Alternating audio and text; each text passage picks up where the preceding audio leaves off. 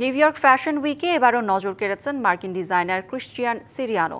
শুক্রবার তিনি হাজির করলেন তার স্প্রিং সামার 2026 কালেকশন, যেখানে পুরনো হলিউড গ্ল্যামারের সঙ্গে যুক্ত হয়েছে আধুনিক ছোঁয়া।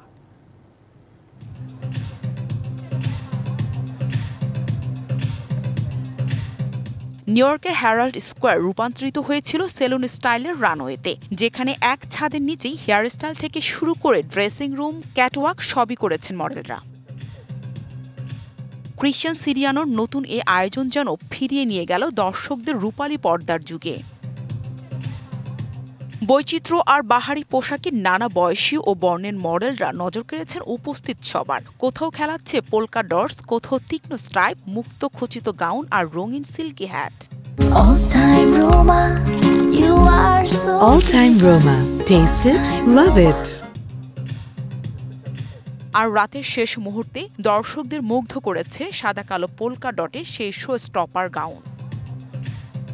৩৯ বছর বয়সী এই ডিজাইনার জানালেন, কিংবদন্তি তারকা মার্লেন ডিটরিক ছিলেন তার এবারের অনুপ্রেরণা। আমার মনে হয়েছিল এই মৌসুমে আমি সত্যিই একটু মনোমুগ্ধকর কিছু করতে চাই, যেখানে থাকবে গ্ল্যামারাস যা রূপালী পর্দায় ফুটে উঠবে।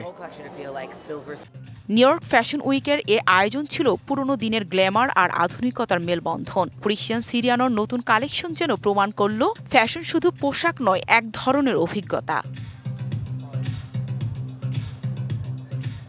Nahida Rinthi, DBC news desk.